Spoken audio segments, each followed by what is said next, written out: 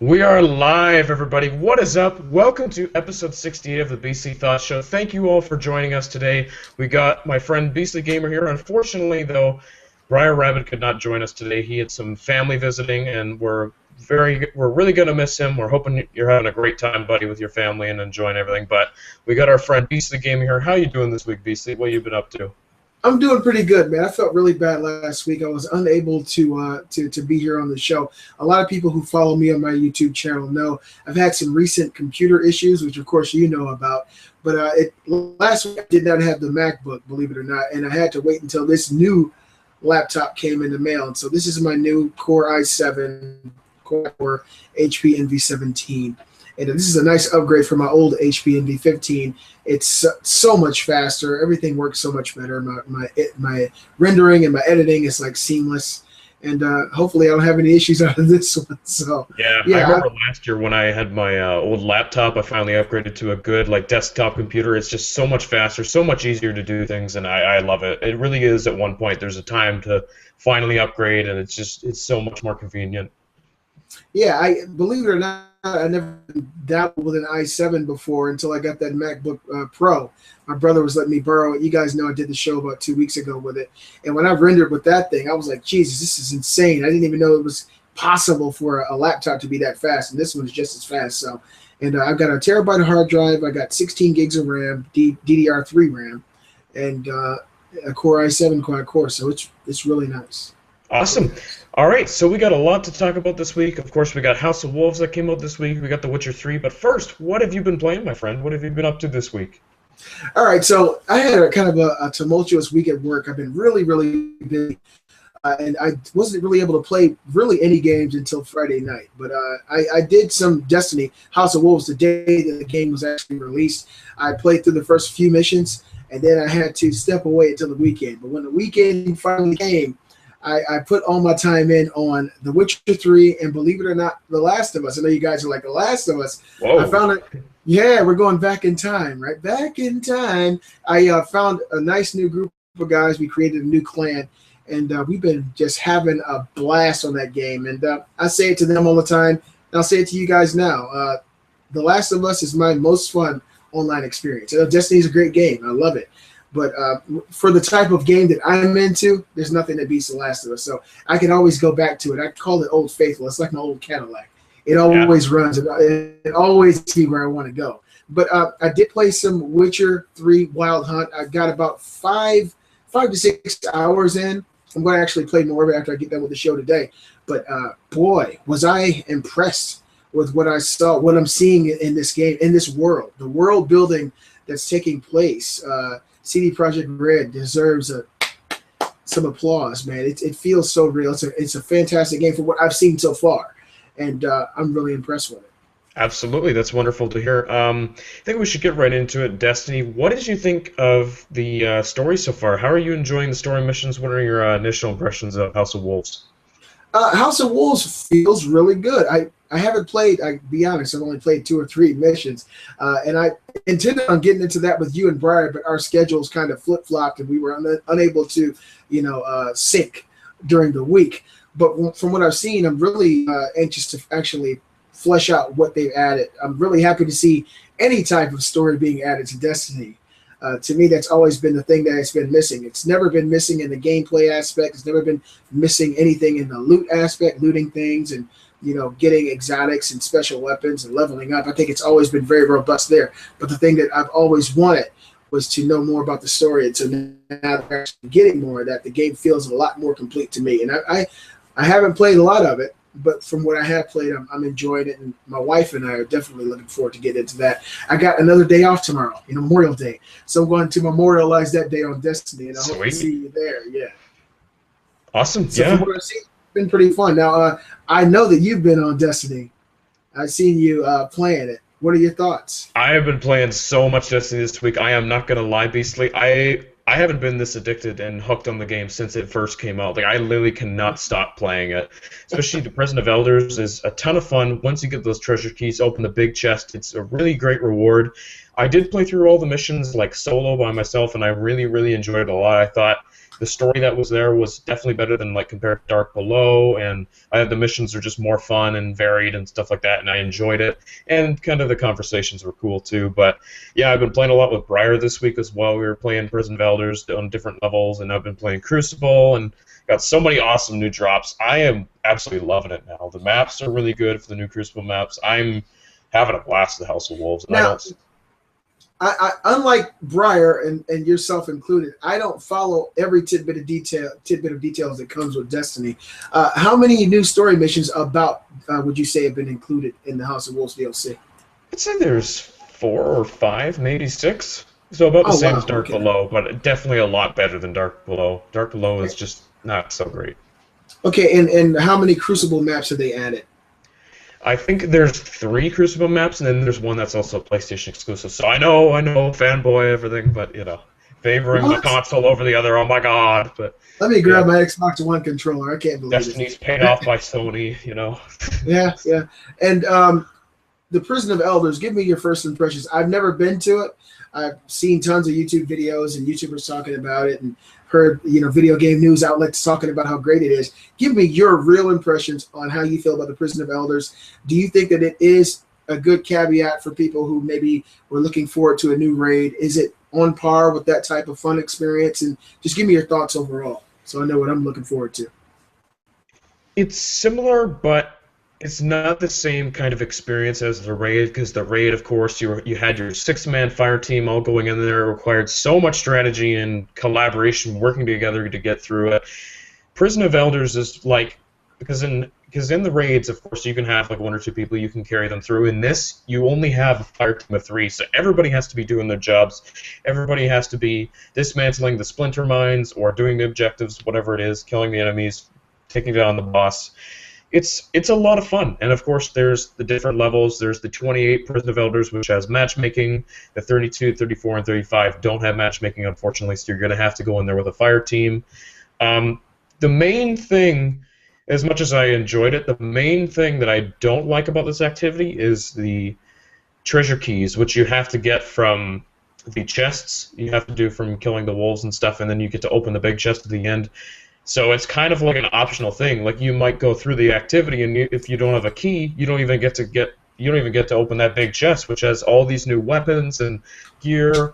And the problem with the keys is there aren't many ways to get them. The only way to get these keys is to farm those chests by killing the wolves on like Venus, and it's really frustrating because you can go back and forth and farm the same chests like 2 or 3 times, and you still won't get a key. Like it's so inconsistent, and they really need another way to get these keys as a reward, because right now it's really frustrating doing that. Okay, well, it's hit or miss. I'm sure that situations like that will probably be patched pretty soon. Like the activity itself is awesome. Prison of Elders is a ton of fun. I love the wave-based thing. Like, it feels like a fresh new experience, kind of like when False Glass was introduced to Destiny. It was like, holy cow, we've never seen anything like this before. Prison of Elders isn't quite that. It's kind of there, but it's still a fun new thing to do, and I really, really enjoy it a lot. I'll definitely be running it a lot more times, trying to hunt down those new weapons and stuff, and I'm looking forward to it. I gotta really give a hat off to Bungie, man. They're probably the first developer for any console that's made a game relevant this long. I can't remember the last time any type of shooter came out and people were still in a fervor and this excited about DLC this far after the game's initial release, and it seems like it just breathes a whole new beat of life into the game, and everybody gets up in arms about it and gets super excited and jumps back into it and makes the game almost new again. I think that's really phenomenal, and it's like the first time I've ever seen a developer really accomplish that feel that you're used to, or that you kind of it feels like an MMO. It still feels relevant like an MMO. People are into that world, and they're into the world building and into playing with their friends, and it stays relevant for this long. And to me, it's phenomenal to see that on a console. It really is, and it shows that loot grinding aspect has stayed so relevant so long. Like, people are always hunting these weapons, hoping for the chance they're going to open that big chest, and they might get like a Hawk Moon or a Galahorn or something like that. And once that reward pays off, it feels so good. And playing it with friends, these missions are just so replayable, and it's so much fun. Like, it's amazing how this game has lasted compared to maybe, because honestly, like, the core content of the game, just based on missions and maps, it's a pretty standard game. Like, there's not much there, but aside from that, all the weapons and all these rewards, there's so much underneath, which if you didn't really play the game past the first week or two, you wouldn't have realized how much depth there is there. There's so much more to this game than it initially seemed, and that's what I love about Destiny 2, is that it just manages to bring you back in with all these rewards and things you want to hunt for and weapons you want to upgrade, and I'm loving the game. That's one thing that you and Briar and Justin, 95 Gamers, and Not Too Nerdy showed me initially when this game first released. I kind of approached it as a traditional first-person shooter, and once I got through all the story missions and played some Crucible, I didn't understand that there was a fourth wall. I didn't understand that there was a place beyond that I needed to go, and I didn't even expect it. And so, kind of fucking around with you guys playing the game, and you guys started explaining to me, no, this is for this, or this is why you're farming, this is why you're picking up this stuff, and I started to realize, holy shit, this is a real traditional RPG, as far as the way the world is built and the things that you're farming and the loot, on top of already a fantastic first-person shooter, which has great multiplayer dynamic, campaign, and versus. So it really does have a place that other first-person shooters have never really gotten. It's kind of this all every man's game. Whether or not you're a traditional campaign shooter, you love the campaign missions, or if you like going there against your buddies, or if you like going out into the world and finding shit.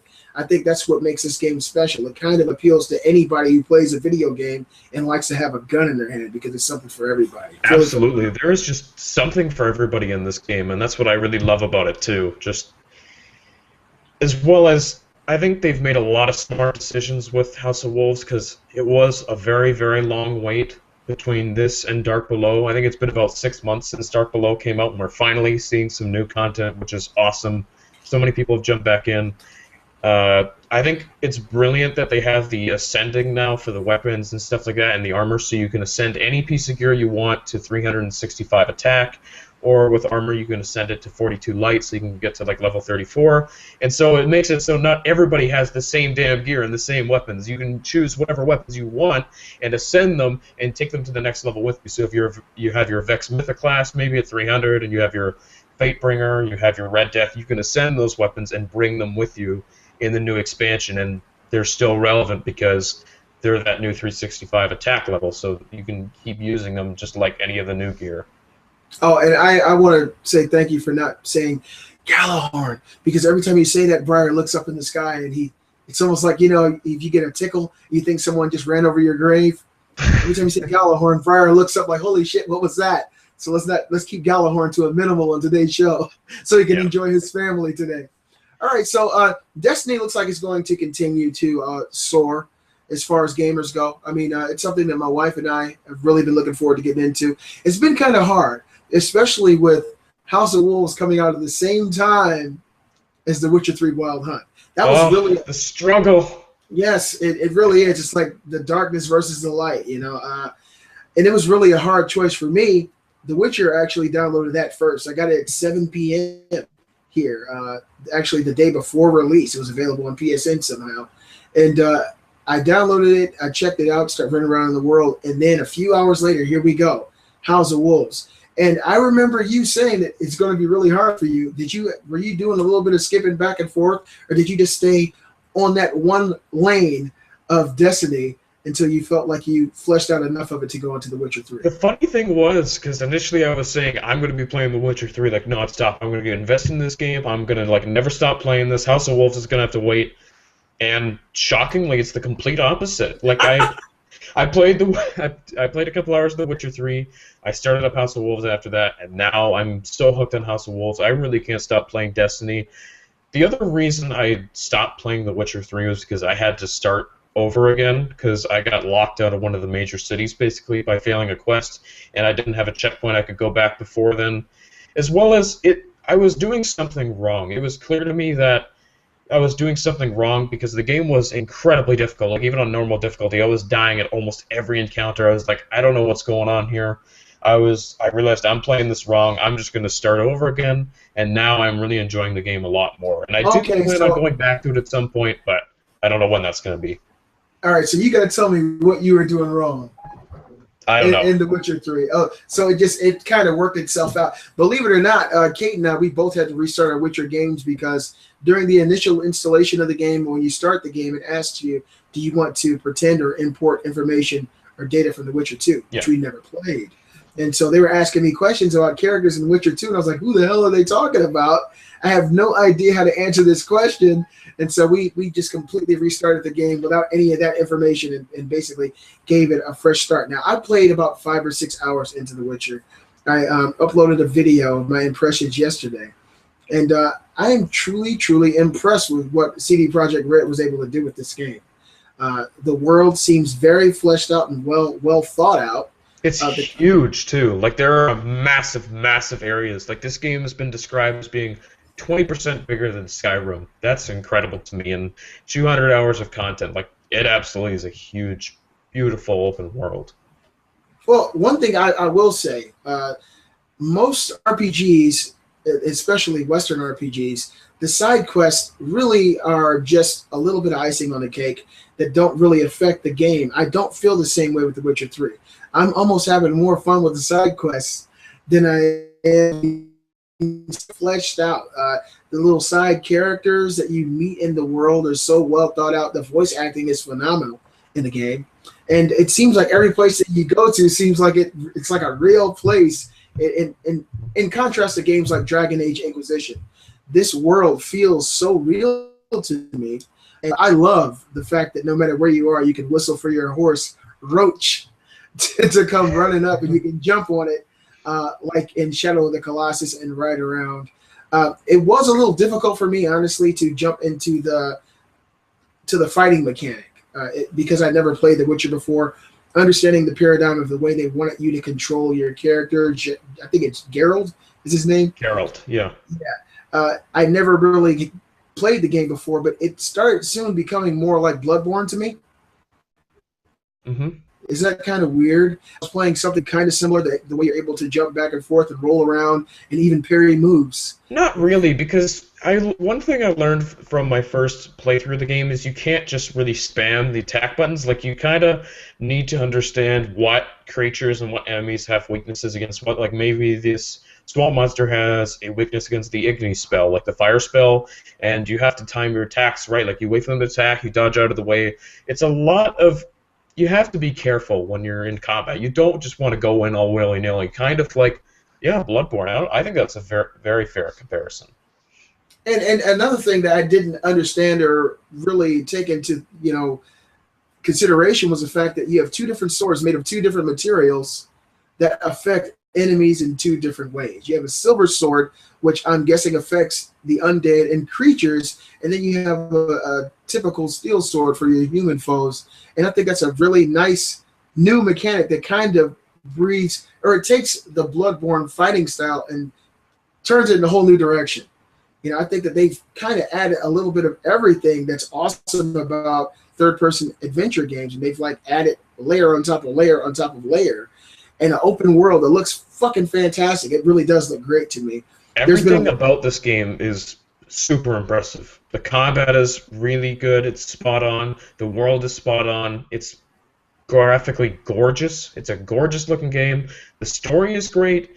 And it's just so much fun just running around, just doing tons of quests. And it's a game you can play for months, too, because it is packed with content. 200 hours of it. So I think this is the ultimate RPG. This game is going to be incredible and last for a long, long time. I'm excited to play more. Believe it or not, with Dragon Age Inquisition, I played probably, I'd say maybe 10 hours of the game. And I didn't dislike it at all. I thought it was phenomenal. But I feel more of a draw to play The Witcher for some reason. Is that weird to you? I feel more inclined to play it. Like if I had them both sitting here, Dragon Age here and The Witcher here, I feel like I would want to play The Witcher maybe 100% more times than I would Dragon Age, just because of the way the world is presented to me, and it feels really awesome. And one thing I want to talk about, because this has been all over the news, the graphical downgrade from I'm trying to remember where we saw the original footage. There's been a graphical downgrade in The Witcher 3. And a lot of people have been complaining about that and talking about it. And I actually read an article on it yesterday with CD Projekt Red's lead game designer of The Witcher. and he said that it was a vertical slice is what people were seeing initially 2 years ago. And a lot of people don't understand what that is. A vertical slice is when a developer has a vision for what they think a game can be. They take the engine that they're using and they put all their resources into creating a small slice of what that game and that world can be for a presentation to, a conference or to gamers, and they show people what that could be. And that is all their resources going into a very small, short version of what that game could be. So 90% of the time, that vertical slice is going to be a lot better than what you're going to see as an Definitely. It doesn't mean it's going to be representative of the final product. Like, this is what they want to achieve. It doesn't mean it's necessarily going to be the same thing. Like, they might change their minds and make different design decisions and change the game a bit. So it's really not a big deal to me. The game looks beautiful. Like, I don't care. It's a fantastic game. Just enjoy it. It was at VGX, I believe, 2 years ago when they actually showed the game. And to me, it doesn't look that much different than the actual product that we have now. And a lot of people are really nitpicking this. And it would really be a fervor if this game was an Xbox One exclusive or a PS4 exclusive. The fanboys would be all over it right now. But since it's on both systems, start with that. I'm just being honest. Since it's on both, going 8 over it. But to make an open world game is already one of the hardest type of games that you can make. Okay, I mean, you got to have all this stuff being rendered in real time. It's not basically a one-track game. It's anywhere you want to go do whatever you want to do. And for the game to look this great on either one of the consoles, to me, is a huge feat. I think it's an amazing-looking game. I'm really looking forward to playing more of it. Unfortunately, I'm scared of the time because I know 200 hours. It's like, holy shit, it takes away from me being a dad, a husband, a worker. I don't want to go to work. I want to, the further you get into a game like this, that's when people start losing. Do you know how many people lost their jobs when the Elder Scrolls, was it? I'm trying to think which one it was. It wasn't Skyrim. Oblivion? It was when Oblivion came out, everybody and their mother fucking quit their jobs. They were at home playing that game, and they got sucked into that world. And I'm thinking that The Witcher might have that kind of experience on people. And so I'm trying so hard to take it one day at a time, one step at a time. But that's a good way to go at it, definitely. Like, don't rush through it. Just enjoy the world. Enjoy the game. You don't have to rush through all the content at once because it's incredibly long. I don't think you can, Robbie. I really don't. It's like, even when you're going through the main campaign, there's so many interesting side quests and characters that you meet, and when you talk to me, like, holy shit, I want to go see what you're talking about. And then all of a sudden you're off on a side quest. It turns into 3 more side quests, and you're like, what the hell was I doing before I did this? And then you finally get back to the main quest, and it happens again. So I think this game, the actual game and the side quests in general are going to build your experience. I don't think it's meant to be played straight through. Yeah, definitely. All right, let's get on with the news. You want to start us off? Sure. All right, so Doom gameplay teased. The full reveal is coming at E3 2015. I did see the little trailer. I think it was like a minute and a half long. It showed a city being destroyed. At first, you really couldn't miss it too. Like, it was so short. It's like 2 seconds long, and then the Doom image. Yeah, it was like it was a modern world where we live in now, and buildings and things were being destroyed. And then all of a sudden, you see like the pentagram? Was it the pentagram?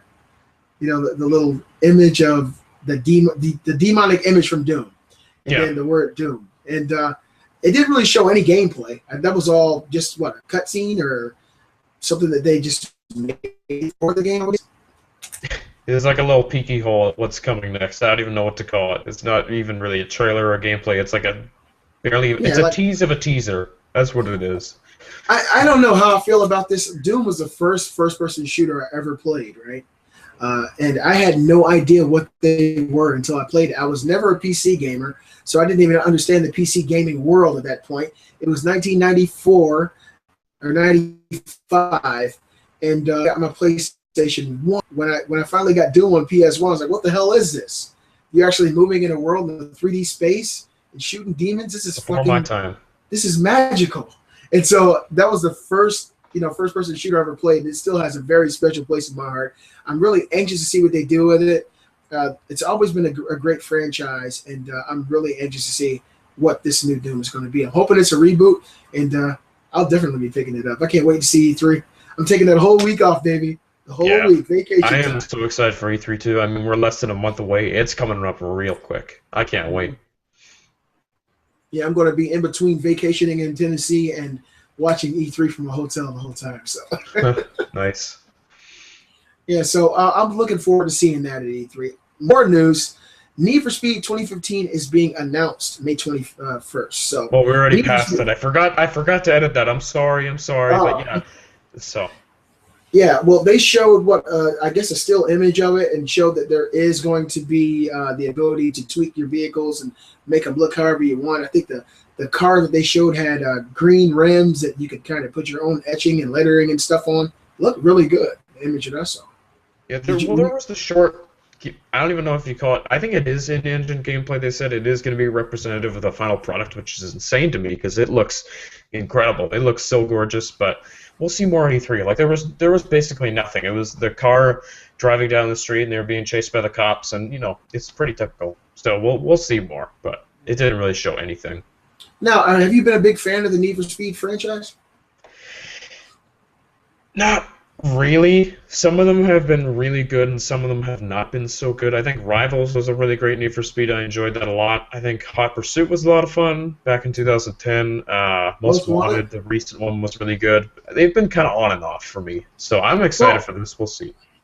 I'm more into the Need for Speed franchise than I am the straight the car sims games like Forza.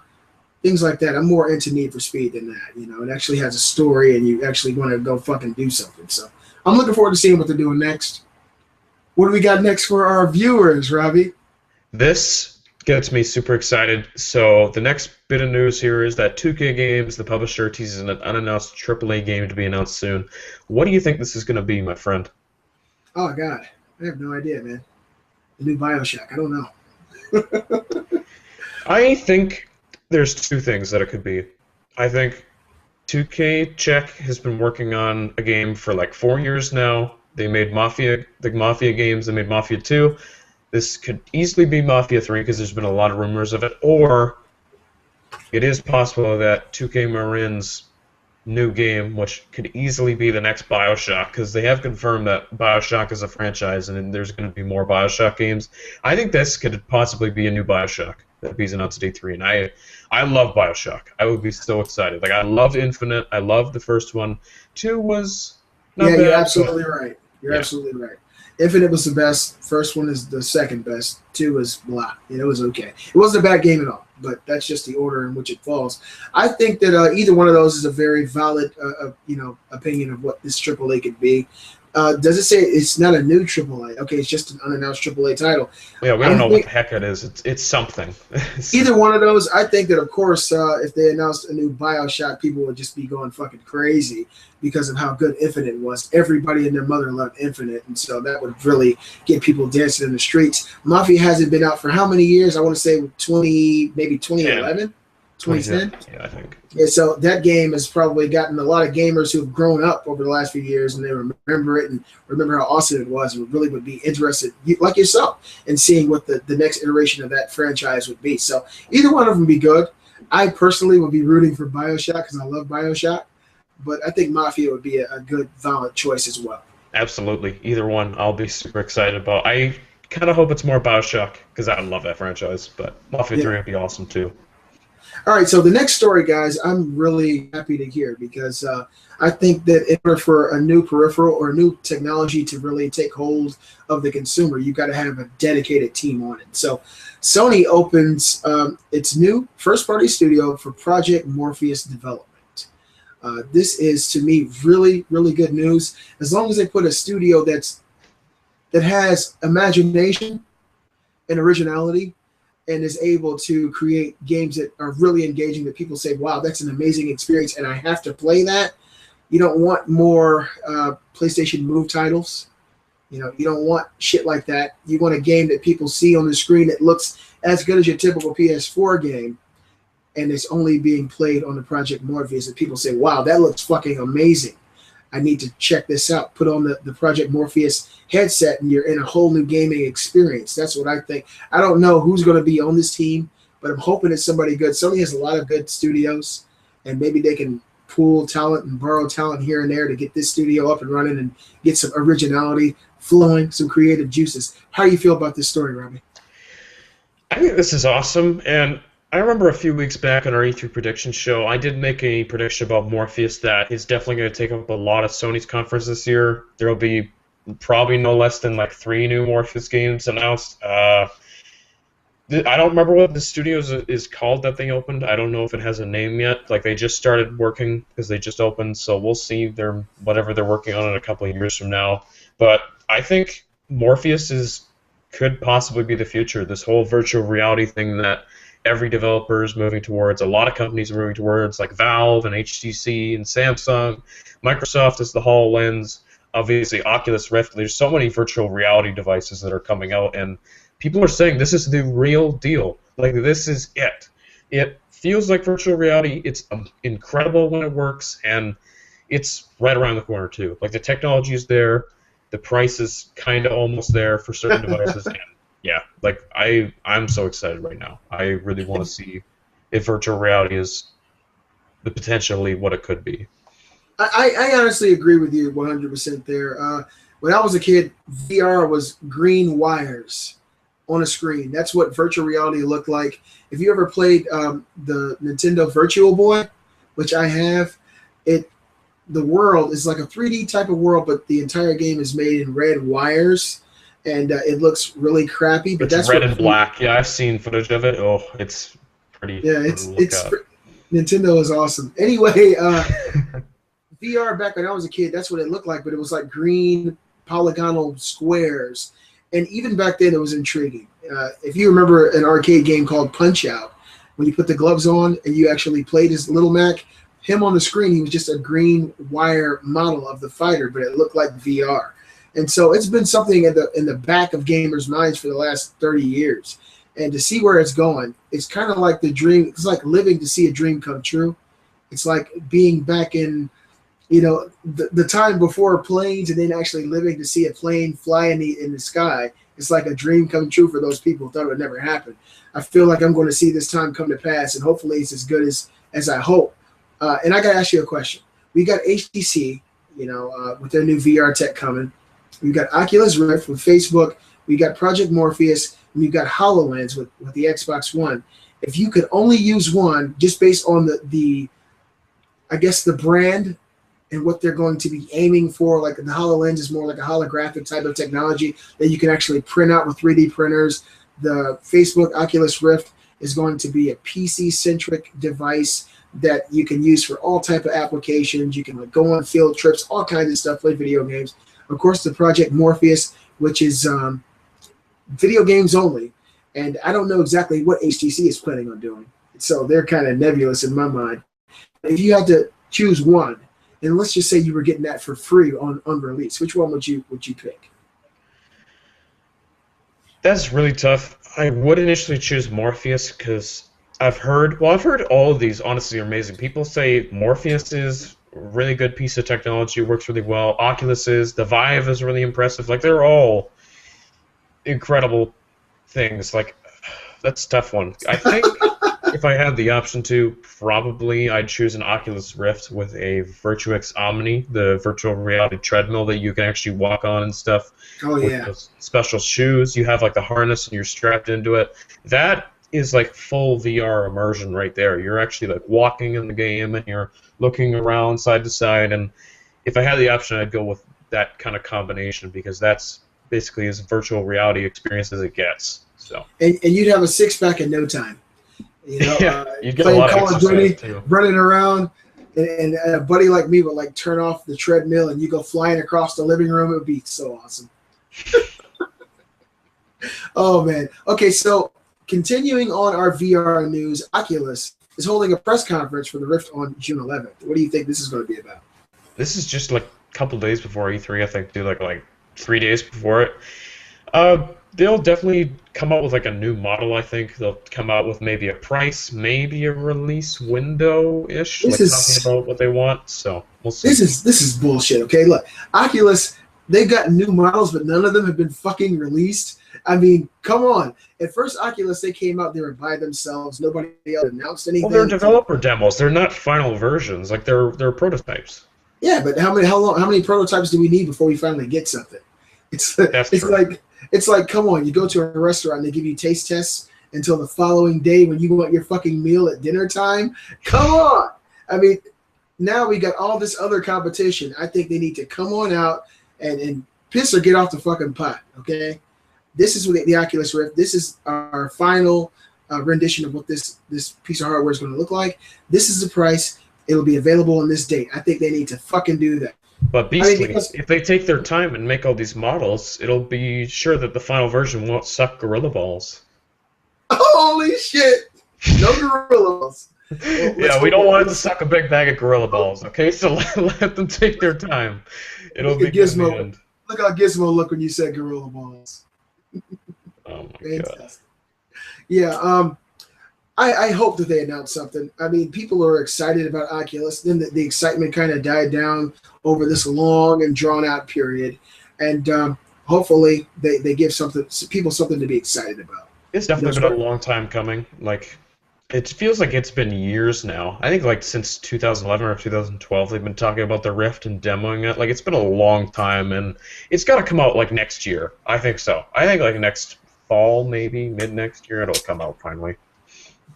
Well, we'll see. I'm just curious as to what they're going to be talking about this press conference that people don't already know. It has to be something that's going to, move people's minds. Okay, this is what the final product looks like. This is what the price is going to be. We need to know something to get excited about this thing. And going back to the game of the day, Destiny. Right? Destiny's major fall expansion will be at E3 2015. So, are they going to show what we're getting this fall?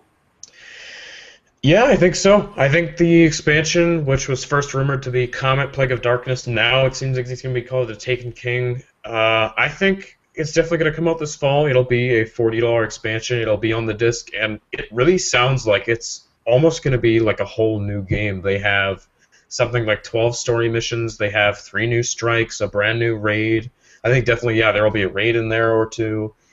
I'm very excited about this because it was so nice to have House of Wolves just come out too when we were waiting so long after Dark Below, right? It had been 6 months since we had some new content for that game. And I love Destiny. I really want to keep playing that game and have new stuff to do. I really love the game as a whole. But there are times where I just feel like I'm doing nothing and I just get burnt out on it when I don't have enough to do. So having a big expansion come out this fall, like maybe if it's like an on-disc expansion almost as big as the full game or 3/4 of the size, I am so excited to see what that is. I'm really looking forward to it.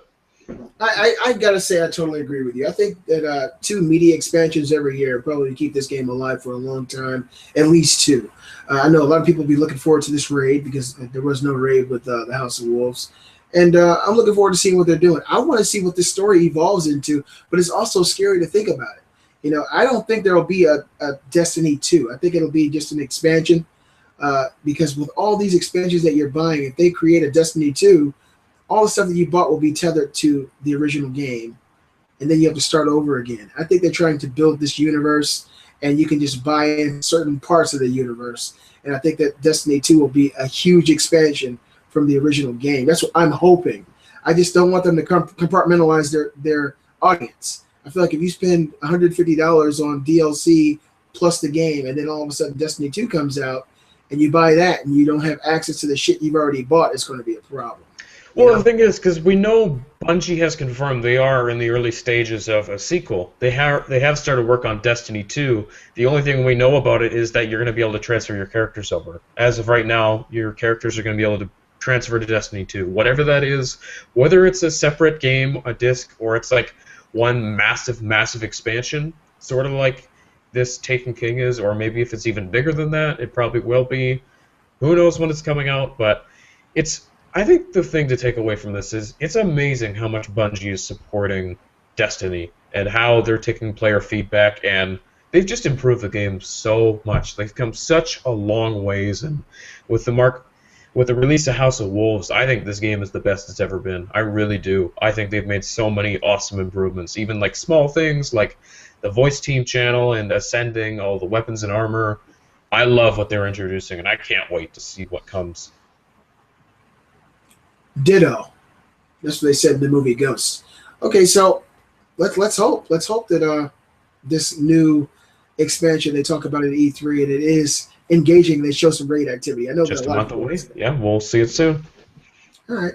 So, continuing on with the news, guys, Sony has filed a trademark for something called the player, and it's not about a pimp. What do you think about this, Robbie? So this makes me think back to like last year and the year before when Sony filed trademarks for unannounced games. They filed a trademark for Bloodborne. We didn't know what that was, and then that was announced. Of course, that was what we knew Project Beast was. The Order 1886. They filed that like a month before the game was announced at E3. This, I don't know if this is going to be the actual game or it's going to be like some kind of software, but whatever it is, we're definitely going to see it at E3.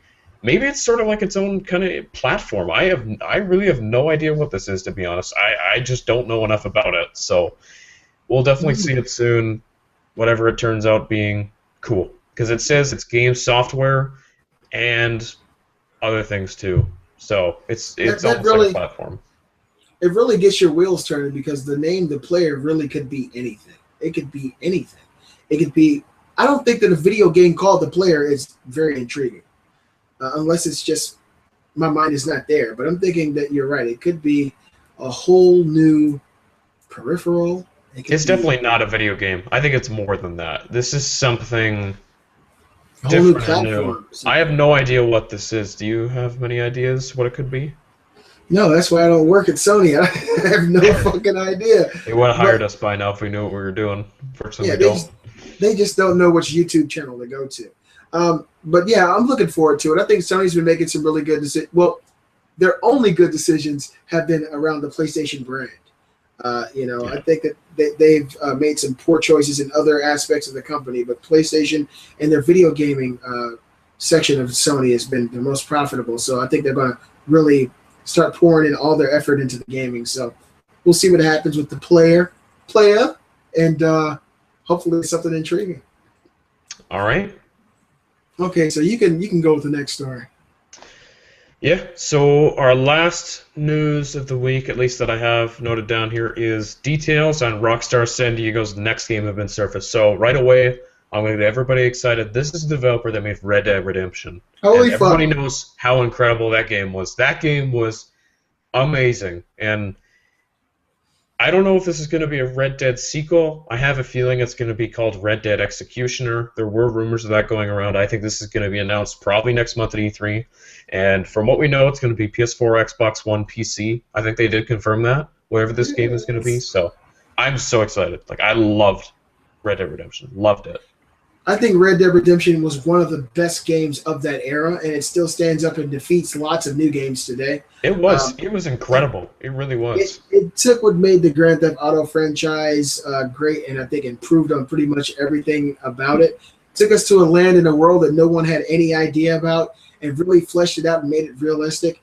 And on top of that, they added some of the best DLC I think I've ever played in Undead Nightmare, which is fucking phenomenal. And so that's another thing.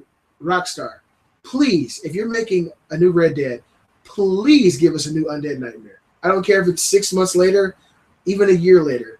That Undead Nightmare needed to be its own game. It was so damn good. But yeah, I'm hoping this is what it is. I think a lot of people are really, really excited about a new Red Dead. I mean, imagine if it was like a new LA Noire or something. Fucking shoot myself. So I'm hoping that's what it is. And you look about as excited as I am about this news. And can you imagine a Red Dead on the Xbox One, on PS4, and on PC? Just how can that be anything short of incredible? That game is going to be amazing. And it's been, I think, about 5 years since the Red Dead Redemption came out. I think it was 2010. So it would be a great time to have a sequel come out, or at least a new, like, spiritual successor, similar game, like, set in the West. What else would they do if this wasn't like Red Dead? What other game would they possibly have? Fuck. What else do they have? I have to look. I mean, what, Manhunt? A Bully sequel or a new IP? Bully would be fucking great, believe it or not, but it wouldn't be the same game because you're not a kid anymore. Yeah, I've never played that game, but I've heard really good things about it. Have you ever played Manhunt? No. This game was like banned in different countries because it was nothing but gratuitous violence smashing people's heads with 2x4s and hammers and Yeah, I heard about all that. Stabbing people in the eyeball with fucking screwdrivers. Just everyday stuff. This game was really fucking crazy, and I think that's a game that probably could be revisited. Because look at fucking Mortal Kombat. If Jason Voorhees can cut your fucking balls off in Mortal Kombat, then I think Manhunt could come back and still be an awesome game. He's gonna cut off those gorilla balls and shove them in those gorilla balls and go bowling with them. God damn it! I'm hoping that's what it is. I think Red Dead definitely needs to be revisited. And this is how you know if this is ever going to happen. If we see a Red Dead Redemption remaster, like how the way they did GTA 5, if they remaster it, you know it's coming. Usually these games that get remastered, besides Sleeping Dogs, because no one's ever going to see a Sleeping Dogs 2, but usually if they remaster a game on the PS4 and the Xbox One, it's because of the developer is working on a sequel for that game. So that's very true. What conference do you think? Like, do you think this would be announced at E3, and what conference do you think it would show up? Would it be Sony or Microsoft? For what game? Red Dead Redemption Execution, whatever it turns out to be. It would be, well, what is Grand Theft Auto's lead console? I want to say Xbox. I have one, to be honest. Like, it's just kind of the same across everything. Yeah. Well, who knows? Well, Rockstar they're not having their own press conference, so it would be either one. I would probably go with Sony since Sony has the lead as far as the install base. If it really mattered like that, PS4 has twice as many fucking consoles sold, so you'd be catering to a bigger audience, and at the same time you could throw it in at the end of the Speaking of that, actually, that just made me think. Do you remember that game that was announced like a long time ago? It was a PS3 exclusive called Agent. The Last Guardian. Oh. No. no, Agent. Yeah, I remember Agent. Jesus, Last Guardian. Don't even go there. Oh they announced The Last Guardian when I was 4 years old. It feels like it. If that's at E3, though, which I made a prediction it will be, that's just... I remember. That's another level. That's another level. I was 4 years old. I remember my dad, he was playing his 8-track. And he looked at me and he pulled his big cell phone out of his car. It was on his suitcase. He said, "Son, one day The Last Guardian is going to come." And I said, "For real, Daddy?" And it's still not out yet. 2487. Mark the calendar. Maybe. Unless it gets delayed, like most games do. TBD. Yeah. TBD. We'll to be determined, man. Oh, man. Hey, I think this is a great show. Thanks for everybody for watching us today. Briar Rabbit was unavailable today, but he is here in spirit. If you guys will take a moment of not silence and everyone watching the show say, "Gallahorn. Gallahorn." In his honor. Gallahorn. He's smiling right now somewhere with his family, and they're asking him why, and he has no idea. Way to go, Briar. Yeah, thank you guys so much for watching. I think that's going to conclude this episode of BC Thoughts Live. I just wanted to say one last thing. Your support, of course, has always been incredible. Like, thank you all so much. It really does mean everything to me to see you guys enjoying the content and liking it as much as we are. We love recording this show, like all three of us, and we're even thinking of including guest hosts as well. I'm going to talk about this more with you, Beastly, and Briar as well. We're going to talk about getting more hosts on and guest hosts and stuff, but just thank you all so much for watching, and just keep that support coming. It's absolutely amazing. I love you guys. You really make my day. You mean a lot to me. The whole gaming community and YouTube community means a ton, so thank you. And Robbie's nipples are hard right now when he says that. He's telling the fucking truth. All right, we're out. Goodbye.